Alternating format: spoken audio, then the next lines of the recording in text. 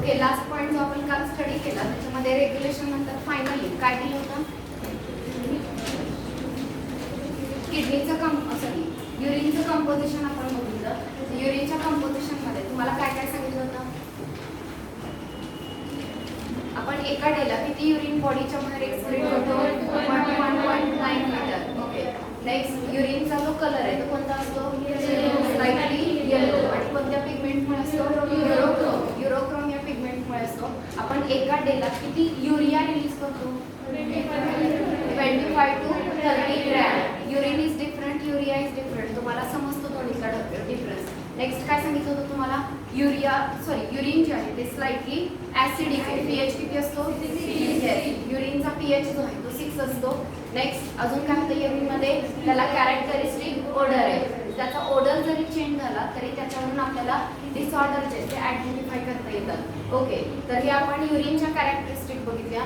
युरिनच्या characteristic मध्ये सगळ्यात finally तुम्हाला सांगितलं की नॉर्मली युरिन मध्ये ग्लुकोज नसतं आणि कीटोन बॉडीज असतात, पण त्यांची एक लेवल ठरलेली आहे. लेस दॅन 20 मिलीग्राम अशी लेवल आहे कीटोन बॉडीची. पण त्यापेक्षा जास्त जर असतील तर आपण त्याला कीटोन युरिया, आणि ग्लुकोज असेल तर ग्लुकोज युरिया. या दोन फायनल कंडिशन सांगितलेल्या. मी तुम्हाला सांगितलं होतं की ते डायबिटीजशी रिलेटेड कंडिशन आहे आणि डायबिटीजचे दोन टाईप आहेत, डायबिटीज इन्सिपिडस आणि डायबिटीज मेलिटस. तर ते जे टाईप आहेत ते आपण आज डिस्कस करणार आहे. सगळ्यांनी लक्ष देऊन ऐका. फायनली मी तुम्हाला सांगितलेलं glucose urea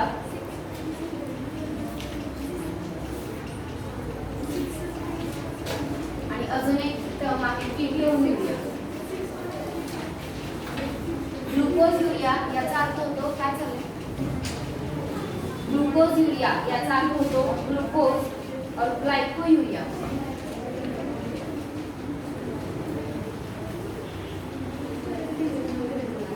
it is glycosuria. Glycosuria या टर्मचं मीनिंग होतं presence of glucose in urine. Urine मध्ये जर ग्लुकोज प्रेझेंट असेल तर त्या कंडिशनला ग्लायकोज युरिया असं म्हटलं जातं. आणि ketone urea if ketone bodies are present in urine then it is called as ketone urea. जर आपल्या युरिन मध्ये कीटोन बॉडीज असतील तर त्याला म्हटलं जातं कीटोन युरिया. हे दोन्ही ग्लुकोज युरिया आणि कीटोन युरिया हे तुम्हाला कधी पाहायला मिळतं? जर डायबिटीज असेल तर. त्या डायबिटीज असेल तर हे का पाहायला मिळतं? तर आता डायबिटीजचे दोन टाईप आहेत. त्यापैकी बघा, diabetes is basically of two type. त्यातला पहिला जो डायबिटीज आहे या डायबिटीजला म्हटलं जातं मेलिटस. आणि लक्ष द्या, हे जे डायबिटीजचे टाईप आहे ते तुम्हाला 12th ला होणार आहे हार्मोनच्या लेसन मध्ये. इथं थोडंसं रिलेशन आहे म्हणून सांगते. किती लक्षात येते बघा, डायबिटीज मेलिटस आणि diabetes insipidus.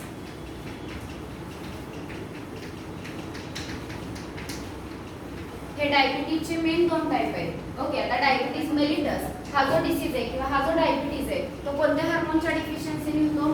Due to deficiency of insulin. Insulin pancreas नावाची जी ग्लँड आहे ती ग्लँड इन्सुलिन हार्मोन सिक्रेट करणार आहे. जर इन्सुलिन तेवढ्या अमाऊंट मध्ये सिक्रेट झालं नाही तर काय होणार? इन्सुलिनचं काम काय असतं? आपल्या ब्लड मध्ये जे ग्लुकोजचे मॉलिक्यूल आहेत ते मॉलिक्यूल इन्सुलिनमुळे सेलच्या आत जातात. सगळ्यांनी नीट लक्ष देऊन ऐका. ही सेल आहे, जर इन्सुलिन सिक्रेट झालेलं असेल तर सेलला इन्सुलिन बाइंड होतो. इन्सुलिन बाइंड झाला की आतमध्ये सिग्नल पास होतो आणि या सेलचे चॅनल्स ओपन होतात. चॅनल ओपन झाले की जो ग्लुकोजचा मॉलिक्यूल आहे तो या सेलच्या आतमध्ये एंटर करू शकतो. जर इन्सुलिन सिक्रेट झालंच नाही तर सेलला बाइंड होईल का? ओके, सेलमध्ये चॅनल ओपन होतील का? नाही होणार. आणि जे ग्लुकोज ब्लड मध्ये आहे ते सेलच्या आत जाईल का? जाणार नाही. आपण न्यूट्रिएंट घेतले, डाएट खाल्लं, ते डायजेस्ट झालं. डायजेशनचे जे सिंपल प्रोडक्ट आहेत ते कुठे ऍब्झॉर्ब होतील? ब्लड. आणि ब्लड मधून कुठे गेले पाहिजे? सेल. फायनल युटिलायझेशन सेल मध्ये होणार आहे. जर सेल मध्ये गेलाच नाही ग्लुकोज आणि ब्लड मध्ये साठून राहिला तर ब्लडची शुगर लेवल काय होणार? सो आपल्या ब्लड मध्ये प्रत्येक गोष्टीची एक लेवल ठरलेली आहे, त्यापेक्षा जास्त किंवा कमी होऊ दिलं जात नाही. सो शुगर जास्त झाली त्या कंडिशनला काय म्हणता तुम्ही? Diabetes mellitus. ओके, आता हे दोन्ही डिसीजेस याच्याशी रिलेटेड आहेत. मग आता काय होते बघा, जर ब्लड मध्ये ग्लुकोज जास्त आहे, असं जास्त ग्लुकोज असणारा ब्लड कुठे जाईल? किडनीकडे, फिल्टरिंग साठी, त्यातला युरिया सेपरेट करण्यासाठी.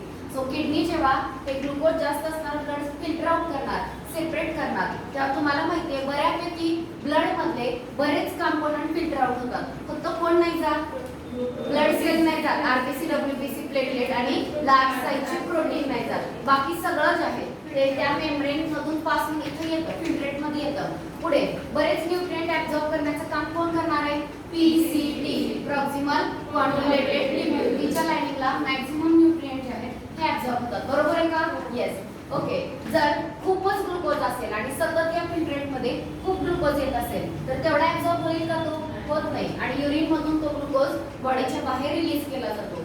जर तुमची ग्लुकोजची लेवल नॉर्मल असेल, इन्सुलिन असेल, म्हणजे जर डायबिटीज मेलिटस हा आजार नसेल तर ग्लुकोज काय होईल? नॉर्मल लेवल मध्ये आहे तेवढा ऍब्सॉर्ब केलं जाईल. तुमच्या युरिन मध्ये ग्लुकोज असणार नाही. पण जर युरिन मध्ये ग्लुकोज असेल तर त्याचा अर्थ इन्सुलिन सिक्रेट होत नाहीये, डायबिटीज आहे, एक्सेस ग्लुकोज आहे ब्लड मध्ये आणि ते एक्सेस ग्लुकोज युरिन मधून बॉडीच्या बाहेर रिलीज होते. सो या कंडिशनला आपण काय म्हणतोय? ग्लायकोजुरिया. सगळ्यांना कळलं? आता दुसरी कंडिशन कीटोन्युरिया. ही कशी डायबिटीजशी रिलेटेड आहे? तर बघा, तुम्ही न्यूट्रिएंट खाल्ले, डायजेस्ट झाले, ग्लुकोज ब्लड मध्ये पण गेलाय, पण कुठे जात नाहीये? सेल मध्ये जात नाहीये. सेलला एनर्जीची गरज संपली आहे का? तिची गरज आहे पण तिला ती मिळत नाहीये. ब्लड मध्ये असून सुद्धा सेल मध्ये येत नाहीये. मग ही सेल आता कशावरती डिपेंड करते? तुमच्या बॉडीमध्ये जे फॅट स्टोअर केलेले असतात. फॅट्स माहिती आहे ना? डायजेशन शिकवताना मी व्यवस्थित सांगितलं होतं. फॅट जे आहेत ते दोन गोष्टींचे बनलेले असतात, ग्लिसरॉल आणि फॅटी ऍसिड. आठवतंय का? ओके. तर ते जे फॅट्स आहेत ते एक्सेस झाले की काय केलं जातात? बॉडीमध्ये स्टोअर केले जातात. ग्लुकोज नाही मिळत आहे एनर्जीसाठी, मग आता बॉडी कोणाला यूज करेल? फॅट्सला यूज करेल. आणि जेव्हा हे फॅट्स डिग्रेड केले जातात, त्यांना यूज केलं जातं, तेव्हा त्यांच्या डिकम्पोजिशन किंवा जेव्हा फॅट ही सेल यूज करेल एनर्जी पर्पजसाठी, तेव्हा काय तयार केलं जाईल? Ketone bodies. आणि या कीटोन बॉडीज एक्सेस ज्या झालेल्या आहेत त्या कशामधून रिलीज होतील? युरिन मधून बॉडीच्या बाहेर रिलीज होतील. मी सुरू करण्याआधीच सांगितलं की ग्लुकोज शक्यतो युरिन मध्ये नसतं, पण कीटोन बॉडीज असतात. तसंही तुम्ही थोड्याफार प्रमाणात फॅट डिग्रेड करणार आहात, बॉडी यूज करणार आहे. सो थोड्याफार अमाऊंट मध्ये कीटोन बॉडीज युरिन मध्ये असणार आहेत. पण ज्यांना डायबिटीज आहे ते ग्लुकोज यूजच नाही करत, मग ते जास्तीत जास्त काय यूज करतील? फॅट यूज करतील. जर फॅट जास्त यूज केले तर जास्त काय तयार होतील? Ketone bodies. आणि हा एक्सेस कीटोन बॉडीज कुठून जातील? युरिन मधून बॉडीच्या बाहेर. सो कीटोन बॉडीज जर युरिन मधून बाहेर जात असतील तर या कंडिशनला काय म्हणायचं? कीटोन्युरिया. सगळ्यांना कळलं का? ओके. सो ग्लायकोजुरिया आणि कीटोन्युरिया ह्या दोन्ही कंडिशन डायबिटीज मेलिटसशी रिलेटेड आहे. तुम्हाला रिलेशन कळलं काय आहे की नाही कळलं? ओके. मी विचारलं तर सांगता यायचं काय ना? मेलिटस मध्ये कोणता हार्मोन नाही सिक्रेट करत होत? इन्सुलिन. कोण सिक्रेट करतं? पॅन्क्रियाज. पॅन्क्रियाज नावाची एक ग्लँड आहे, तुम्हाला माहिती असेल. डायजेस्टिव्ह सिस्टीम मध्ये स्टमक आणि डिओडेनम याच्यामध्ये तो पॅन्क्रियाटिक ज्यूस पण सिक्रेट करतो, बरोबर का? तर तोच पॅन्क्रियाज इन्सुलिन सिक्रेट करतोय. इन्सुलिन नाही सिक्रेट झाला तर ग्लुकोज युटिलाइज होत नाही. मग एक्सेस ग्लुकोज कुठून जाणार? मग या कंडिशनला काय म्हणायचं? ग्लायकोजुरिया. ग्लायकोजुरियानेच काय इंडिकेट केलं की पर्सनला डायबिटीज असू शकतो. ओके. आणि सेकंड काय सांगितलं? कीटोन्युरिया. हाही कोणाशी रिलेटेड आहे? डायबिटीज. कसा रिलेटेड आहे? ग्लुकोज नाही यूज होत तर बॉडी काय यूज करेल? फॅट्स यूज करेल. आणि जेव्हा फॅट्स यूज केले जातात तेव्हा काय तयार होतात? कीटोन बॉडीज तयार होतात. आणि ह्या बॉडीज युरिन मधून बॉडीच्या बाहेर रिलीज होतात. मी तुम्हाला एक सांगितलं की कीटोन बॉडीज युरिन मध्ये असतात, पण त्याची ठरलेली लेवल आहे. जास्त झाला तर त्याचा अर्थ ओके. आणि कीटोन्युरिया आहे म्हणजे कदाचित डायबिटीज असू शकतो. सो हे इंडिकेटर आहे डिसीजचे. नेक्स्ट बघा, आता डायबिटीज इन्सिपिडस काही बुक मध्ये दिलेला आहे. तुम्हाला हा 12वीला होणार आहे तरी सुद्धा जेवढं लक्षात राहील तेवढं लक्षात ठेवा. डायबिटीज इन्सिपिडस हा जो डिसीज आहे तो एडीएच, अँटी डायुरेटिक हार्मोनशी रिलेटेड आहे. तुम्हाला माहिती आहे का एडीएच? ऐकलं का एडीएच? एडीएचचं ऑथर नेम तुम्हाला माहिती आहे?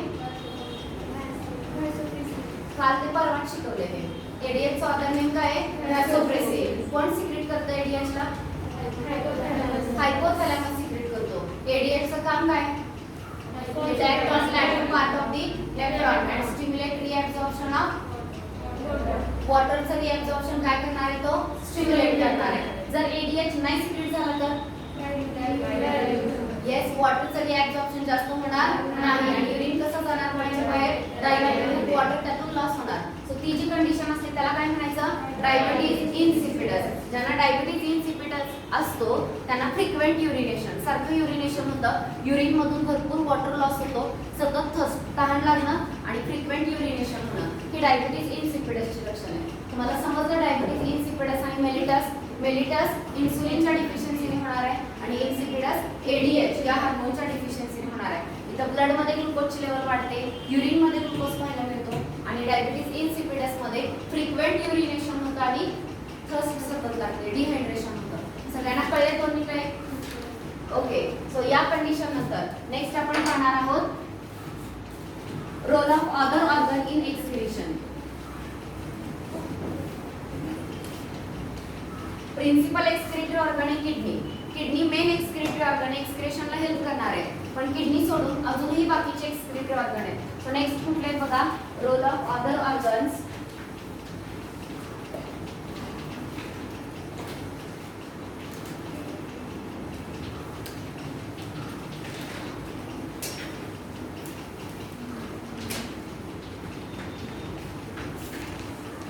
बाकीच्या ऑर्गनचा एक्सक्रीशन मध्ये काय रोल असतो. सो याच्यामध्ये सगळ्यात फर्स्ट दिलेला आहे किडनी, तर प्रिन्सिपल आहेच एक्सक्रीटरी ऑर्गन. त्याच्याबरोबर आता लंग्स बघा, काय रिलीज करतात, काय एक्सक्रीट करतात lungs. Yes, lungs remove carbon dioxide. Okay, carbon dioxide बॉडीच्या बाहेर रिलीज करते. किती रिलीज करतात, एका दिवसाला दिलेले 18 लिटर्स पर डे.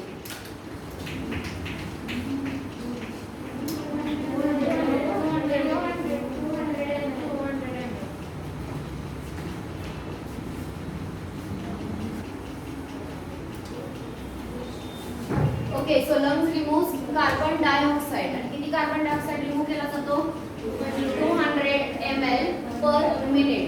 ओके, एवढा कार्बन डायऑक्साइड आहे तो लंग्स रिमूव्ह करतात. So it also help in excretion. CO2 remove करतात म्हणजे ते एक्सक्रीशन मध्ये हेल्प करतात. अजून काय रिमूव्ह करतील, ते also remove significant quantity of water. तर वॉटर कसं काय रिलीज होईल लंग्स मधून,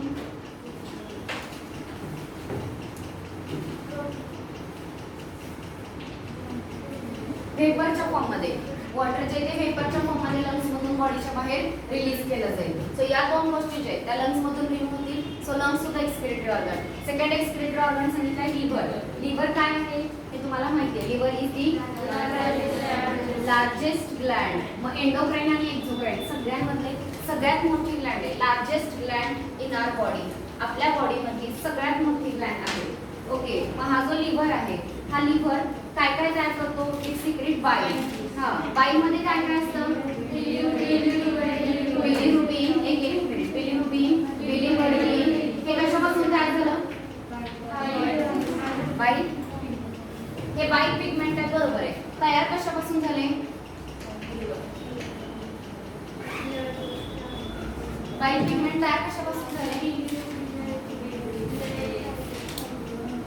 बिलिरुबिन, बिलिवर्डिन हे बाईल पिगमेंट आहेत. हे तयार कोणापासून झाले, येस, ओल्ड आरबीसी जेव्हा ब्रेक होतात, कुठे ब्रेक होतात, लिव्हरमध्ये, आणि त्याच्यामध्ये हिमोग्लोबिन ब्रेक केलं की काय तयार होतं, बिलिरुबिन अँड बिलिवर्डिन. सो हे दोन बाईल पिगमेंट तयार होतील. नेक्स्ट कोलेस्टेरॉल आहे बाईल मध्ये. अजून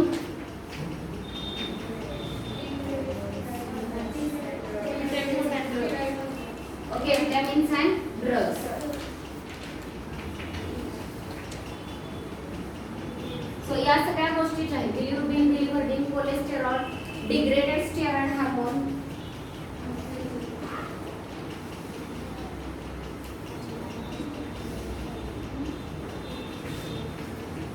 degraded steroid hormone.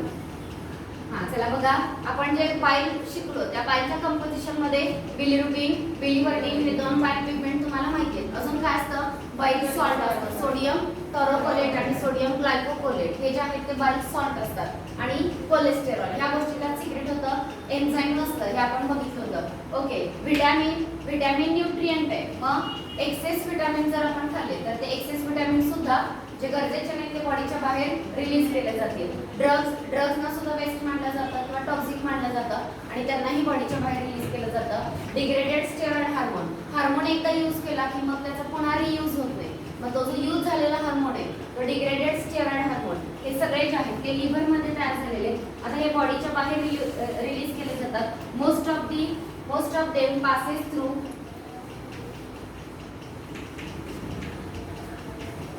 Digestive waste. यातलं बऱ्यापैकी बिलिरुबिन बिलिवर्डिन तर फिसिसला कलर देतो. सो डायजेस्टिव्ह वेस्ट जे आहे जे आपल्याला डायजेस्ट नाही झालेलं त्या वेस्ट बरोबर ते निघून जाणार आहे. कोलेस्टेरॉल जाणार आहे. वॉटर सोल्युबल व्हिटॅमिन युरिन मधून रिलीज होतात. ड्रग्स सुद्धा युरिन मधून रिलीज होतात. नेक्स्ट डिग्रेडेड स्टेरॉइड हार्मोन सुद्धा युरिन मधून. सो काही गोष्टी डायजेस्टिव्ह वेस्ट बरोबर जाणार आहेत, काही गोष्टी ज्या त्या युरिन मधून बॉडीच्या बाहेर रिलीज केल्या जातील. सो या वेनी लिव्हर जो आहे हा काय कन्सिडर केलेला आहे एक्सक्रीटिव्ह ऑर्गन किंवा हेल्प करणारा. मेन एक्सक्रीटिव्ह ऑर्गन किडनी आहे, त्याला हेल्प करणारे हे बाकीचे ऑर्गन आहे. सो लंग्स समजलं सगळ्यांना. CO2 आणि सिग्निफिकंट अमाऊंट ऑफ वॉटर सुद्धा ते रिलीज करतं. लिव्हर मध्ये काय सांगितलं बिलिरुबिन बिलिवर्डिन हे डायजेस्टिव्ह वेस्ट बरोबर जाणार. कोलेस्टेरॉल जाणार. एक्सेस व्हिटॅमिन आपण घेतलेले ड्रग्स सुद्धा बॉडीच्या बाहेर युरिन मधून रिलीज होतात. डिग्रेडेड स्टेरॉइड हार्मोन जे आहे ते एकदा यूज केले तर तेही डिग्रेड होतील आणि बॉडीच्या बाहेर रिलीज होतील. So most of this thing passes through the digestive waste. यातल्या बऱ्याच गोष्टी डायजेस्टिव्ह वेस्ट बरोबर सुद्धा जातात. एवढं झालं सगळ्यांचं. दोन्ही समजले का? हेल्प करणारे डायजेस्टिव्ह ग्लँड समजल्या. ओके. त्यानंतरचे नेक्स्ट जे आहे ते आहे sweat gland and sebaceous Gland.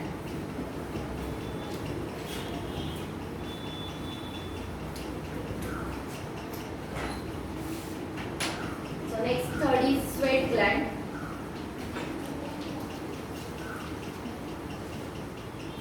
Okay. Sweat gland जे आहे it is present in skin. Skin मध्ये प्रेझेंट आहे आणि काय रिमूव्ह करणार आहे certain substances through their secretion. Okay. So जे स्वेट प्रोड्यूस केलेलं असतं या स्वेट मध्ये वॉटर, काही सॉल्ट असतात, स्मॉल अमाउंट ऑफ युरिया सुद्धा असतो.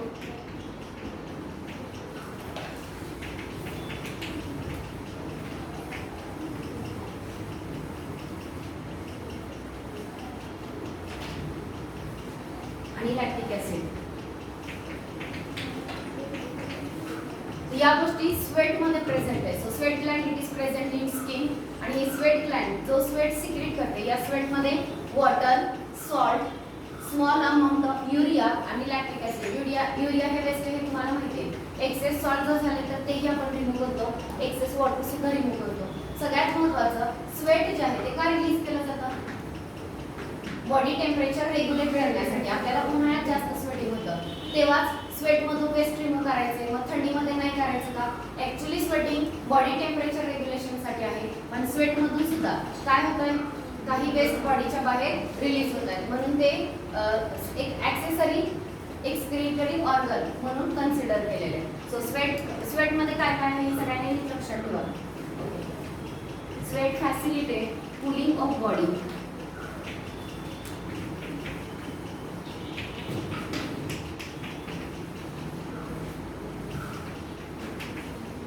स्वेट जो आहे याच्यामुळे बॉडीचं कूलिंग होणार आहे पण याच्यामधून small amount of urea, excess salt याही गोष्टी बॉडीच्या बाहेर रिलीज होतात. Hence it is considered helping excretory organ. So 3 excretory organ झाले एक्सेसरी. त्यातला पहिला कुठला सांगितला लंग्स, दुसरं लिव्हर आणि तिसरं स्वेट ग्लँड. ओके. त्यानंतरचा नेक्स्ट फोर्थ जे दिलेले आहे फोर्थ काय दिलेलं आहे सेबॅशियस ग्लँड. हे झालं का तुमचं सगळ्यांचं? Okay. Next sebaceous Gland.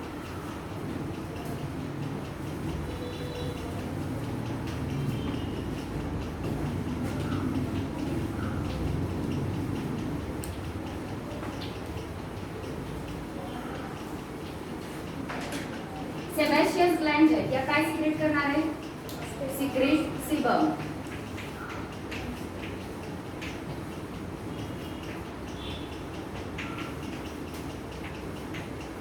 Okay. आता हा जो सीबम आहे या सीबम मध्ये स्टेरॉइड, हायड्रोकार्बन, स्टेरॉल, हायड्रोकार्बन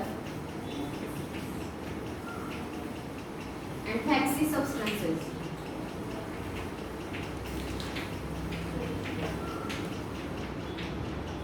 या सगळ्या गोष्टी ज्या आहेत या सीबम मध्ये प्रेझेंट असतात. ओके, आणि हे जे सीबम आहे it is provide protective oily covering of skin. Provide protective oily covering of skin. स्किनचं प्रोटेक्टिव्ह ऑइली कव्हरिंग आहे. So this is about the some excretory. त्यात अजून एक पॉईंट दिलेला आहे की सलायवा जो सिक्रेट केला जातो या सलायवामध्ये सुद्धा स्मॉल अमाउंट मध्ये वेस्ट नायट्रोजनस वेस्ट जे आहे ते प्रेझेंट असतं. So these are the various gland. सलायवाबद्दल लक्षात ठेवा. फायनली क्वेश्चनच्या फॉर्मॅटमध्ये दिलेले त्यांनी do you know that small amount of nitrogenous waste could be eliminated through saliva too. सलायवामधून सुद्धा थोड्या प्रमाणात नायट्रोजनस वेस्ट रिमूव्ह होतं. सगळ्यांना कळलं का?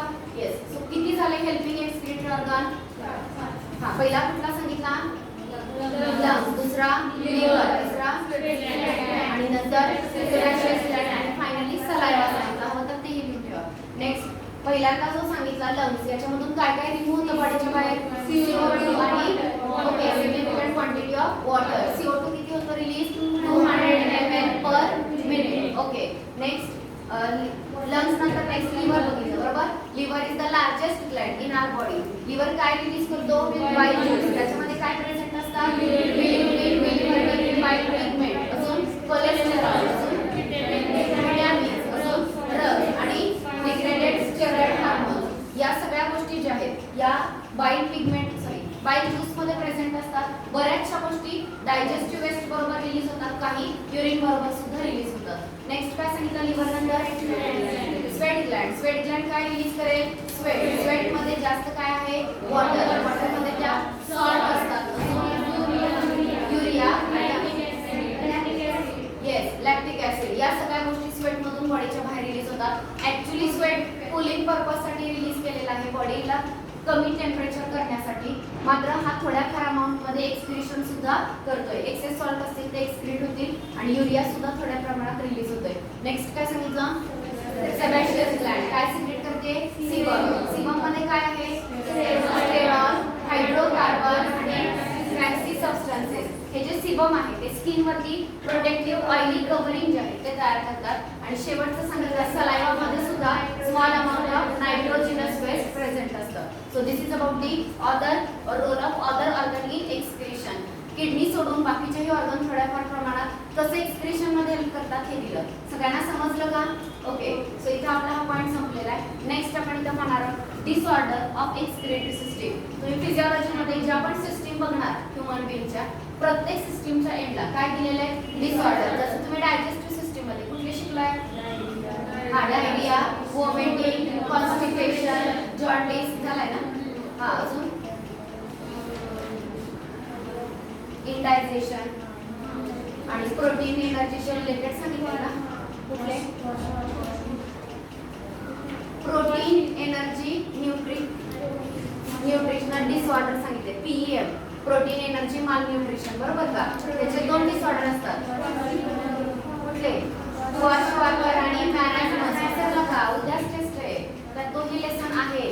ओके, क्वाशॉर्कर आणि मॅरास्मस. आणि आता किडनी आपण शिकलो किंवा एक्सक्रीटरी सिस्टीम. आता याच्याशी रिलेटेड डिसऑर्डर जे ते आपण बघणार आहोत. So next is disorder of the excretory system.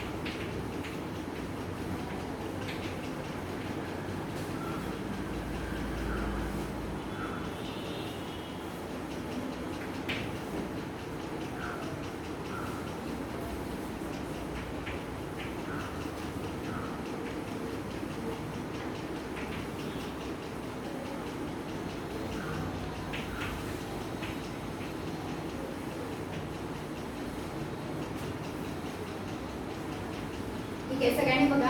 Due to माल फंक्शनिंग ऑफ किडनी म्हणजे किडनीचं फंक्शनिंग जर खराब झालं, डॅमेज झालं, किडनी जर डॅमेज झाली तर त्या माल फंक्शनिंग मध्ये किडनी काय नाही करणार, खराब झाली तर ब्लड फिल्टर करणार नाही. आणि सगळ्यात महत्त्वाचं त्याच्यामधला युरिया जो आहे तो बॉडीमध्ये किंवा ब्लडमध्ये काय होत राहील, ॲक्युमुलेट होत राहील. सो युरिया जर ब्लडमध्ये ॲक्युमुलेट होत राहिला तर तो आपल्यासाठी टॉक्सिक म्हणून काम करणार आहे. ओके, तर या कंडिशनला तुम्ही काय म्हणणार आहात, युरेमिया. सो ज्या टर्म सांगितल्या त्या नीट लक्षात ठेवा. पहिल्या दोन सांगितल्या ग्लायकोज्युरिया. ग्लायकोज्युरिया म्हणजे ग्लुकोज इन युरिन. ओके, नाही युरिया नाही, urine, glucose in urine. Second सांगितली कीटोन्युरिया. कीटोन्युरिया म्हणजे कीटोन बॉडीज इन युरिन. आणि आता युरेमिया म्हणजे excess urea in blood. Blood मध्ये एक्सेस युरिया जर ॲक्युमुलेट झाला तर या कंडिशनला काय म्हणायचं, युरेमिया. नीट लक्षात ठेवा, या सगळ्या टर्म्स अंडरलाईन करा, याच्यावरती क्वेश्चन्स असतात. युरेमियामध्ये ज्या पेशंटची किडनी खराब झालेली आहे त्या पेशंटला किडनी मिळेपर्यंत, डोनर मिळेपर्यंत काय करावं लागतं, त्याचं ब्लड डायलिसिस करावं लागतं. ब्लडचं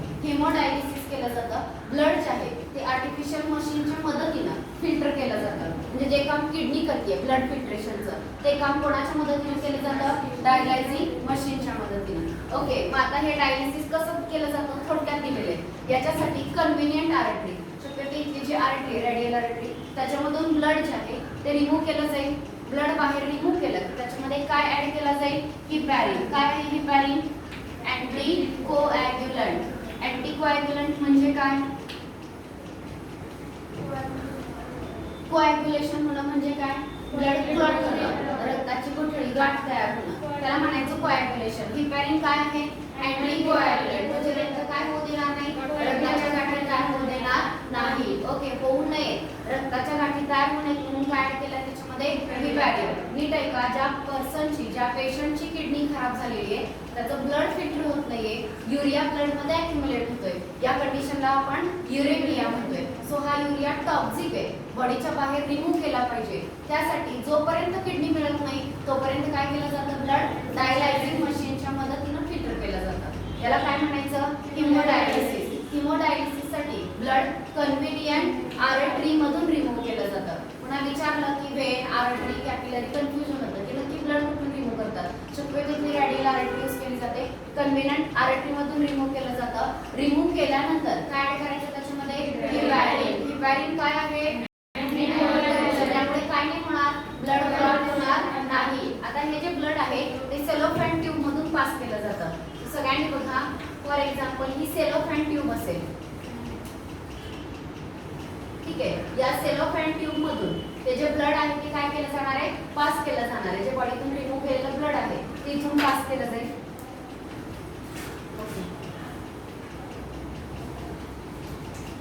या सेलोफॅन ट्यूबच्या बाजूला डायलायझिंग फ्लुइड घेतलं जातं. Cellophane tube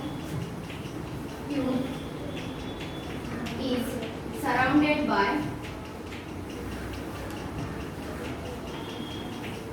डायलायझिंग fluid.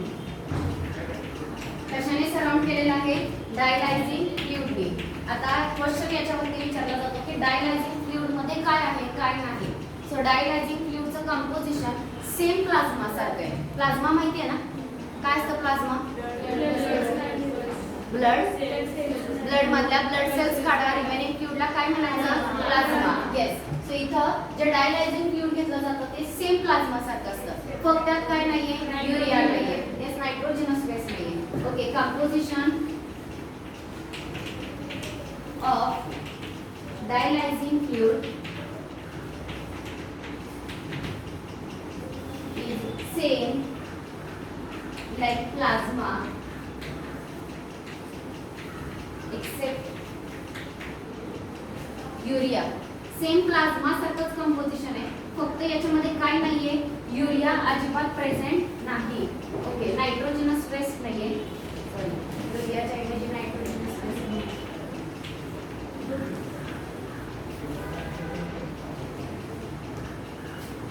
इथपर्यंत कळलं, हे लिहून झालं तुमचं.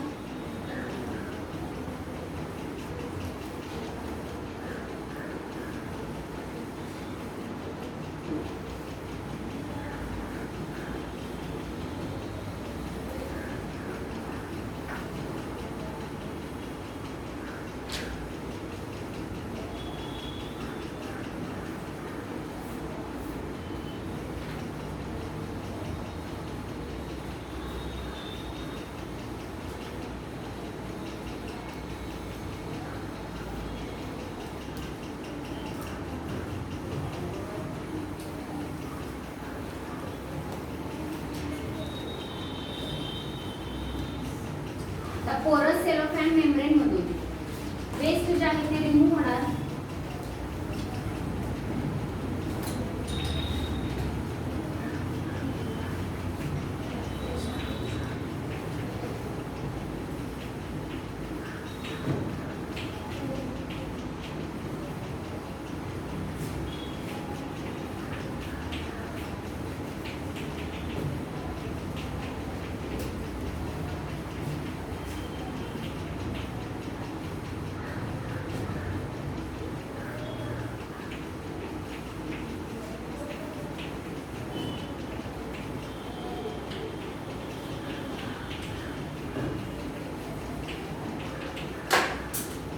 ही जी पोरस सेलोफॅन ट्यूब आहे या ट्यूब मधून मॉलिक्यूलचा पॅसेज होणार आहे किंवा मॉलिक्यूल एका बाजूकडून दुसऱ्या बाजूकडे पास केले जाते. कोणते मॉलिक्यूल? या बाजूला काय नाहीये, आतमध्ये ब्लड आहे, बाहेर डायलायझिंग फ्लुइड आहे. डायलायझिंग फ्लुइडचं कंपोजिशन सेम होण्यासारखं आहे, फक्त काय नाहीये आणि इथं ब्लड मध्ये जास्त काय, पेशंटचं ब्लड आहे, त्यांची किडनी खराब आहे, सो जास्त काय असेल, युरिया. ब्लड मध्ये भरपूर युरिया असेल, सो ग्रेडियंट तयार झाला. काय ग्रेडियंट तयार झाला? ब्लड मध्ये युरिया जास्त आणि फ्लुइड मध्ये युरिया कमी. सो ती गोष्ट कुठून कुठे पास होईल? ब्लड मधून डायलायझिंग फ्लुइड मध्ये. कोण पास होणार? युरिया. ओके, सो बघा, through the porous cellophane tube passage of molecule occurs based on concentration gradient. molecule pass होतील कोणत्या बेसिस वरती? concentration gradient नुसार. युरिया ब्लड मध्ये जास्त, डायलायझिंग फ्लुइड मध्ये कमी आणि त्यानुसार युरिया जो आहे तो डायलायझिंग फ्लुइड मध्ये येईल. सगळ्यांना समजलं? सो यावेळी ब्लड फिल्टर आउट होईल. फिल्टर झालेलं जे ब्लड आहे ते रिटर्न काय केलं जाईल? पुन्हा बॉडीमध्ये रिलीज केलं जाईल. पण त्यात रिलीज करण्याआधी काय ऍड केलं जाणार का? Anti heparin. आधी ऍड केला होता हिपॅरिन, आता ब्लड रिटर्न बॉडीमध्ये सोडताना अँटी हिपॅरिन रिलीज केला जातो. Okay, so nitrogenous waste accumulate in fluid, in dialyzing fluid. Dialysing fluid मध्ये जे नायट्रोजनस वेस्ट आहे हे वेस्ट accumulate होईल. त्यानंतर नेक्स्ट बघा, clear blood come back in body through vein. Arteries आहे, आपण घेताना ब्लड कशामधून घेतलं? कन्व्हिनियंट आर्टरी मधून. आर्टरी हार्ट कडून ब्लड अवे नेतात आणि वेन जी आहे ती ब्लड हार्ट कडे, हार्टच्या डिरेक्शनने कॅरी करते. सो आता बॉडी मध्ये ब्लड रिलीज करायचे, हार्ट कडे न्यायचे, तर तुम्हाला कशात रिलीज करावं लागेल? वेन मध्ये. घेताना आर्टरीतून घेतलं, रिलीज करताना वेन मध्ये रिलीज केलं by adding anti heparin.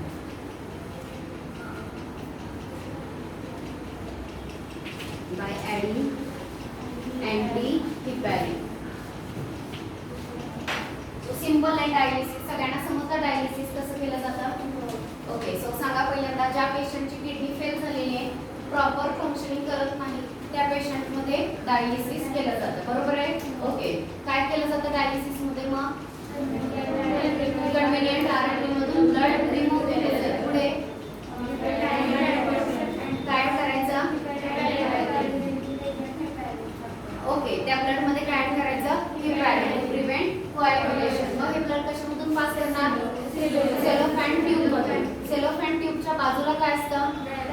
डायलायझिंग fluid. Okay, तर ते जे फ्लुइड आहे त्याचं कंपोजिशन सेम कोणासारखं आहे? फक्त त्यात काय नाहीये?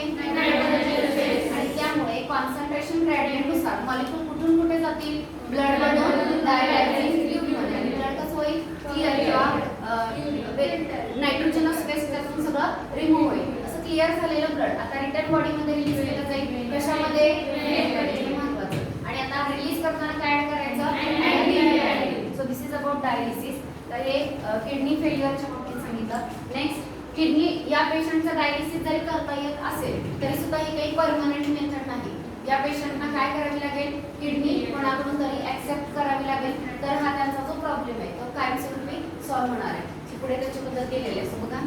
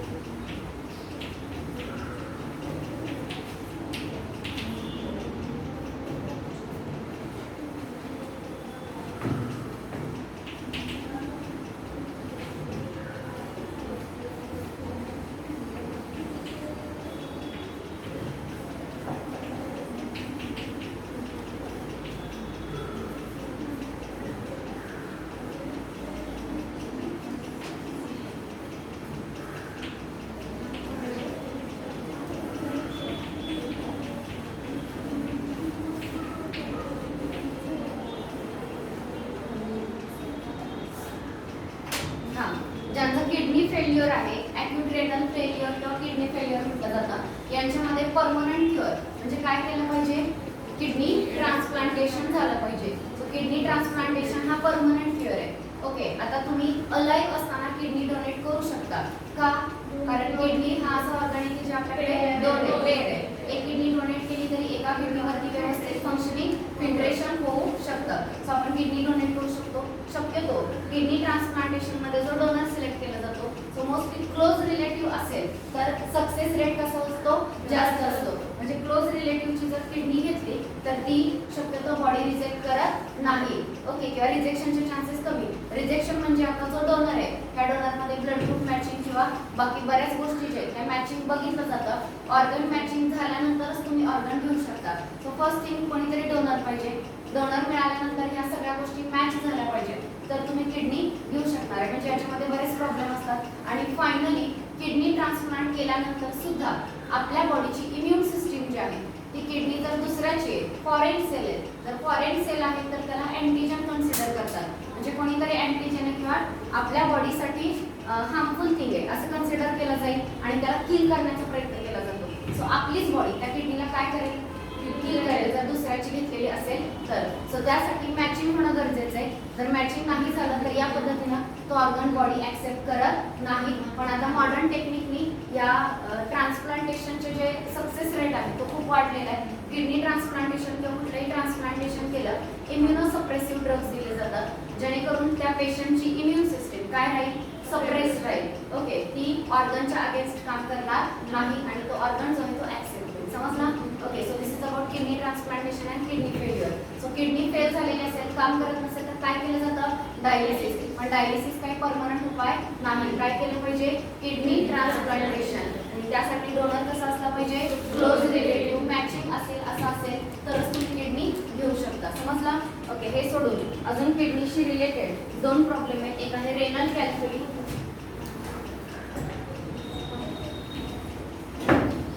Renal calculi. Okay, renal calculi stone, kidney stone म्हणून केला आपण. आता किडनी स्टोन म्हणण्यापेक्षा या एक्सक्रिटरी सिस्टीममध्ये वेगवेगळ्या लोकेशनला स्टोन तयार होऊ शकतात. म्हणजे किडनीमध्ये, नेफ्रॉनमध्ये किंवा युरेटर, ब्लॅडर वेगवेगळ्या लोकेशनला स्टोन तयार होऊ शकतो. सो स्टोन तयार होतात आणि यांना रेनल कॅल्क्युली किंवा स्टोन म्हटलं जातं. आता हे स्टोन काय बघा, इट इज इनसोल्युबल मास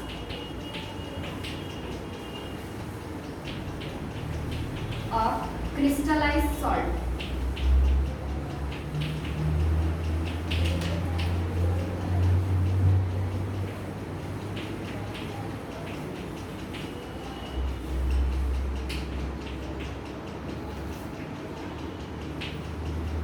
तर वेगवेगळ्या टाईपचे स्टोन असतात पण एनसीईआरटी मध्ये तेवढं डिटेल दिलेलं नाहीये.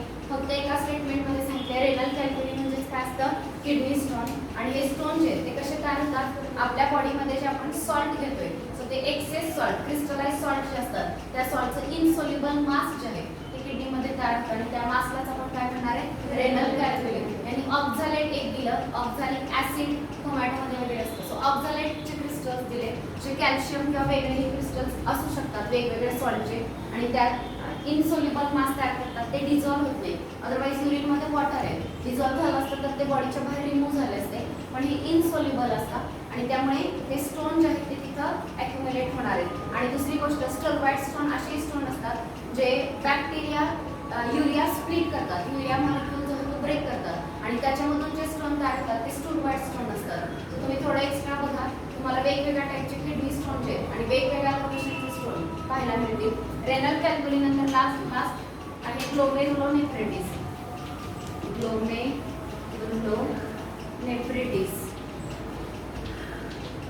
ग्लोमेरुलोनेफ्रिटिस याचा अर्थ होतो इन्फ्लामेशन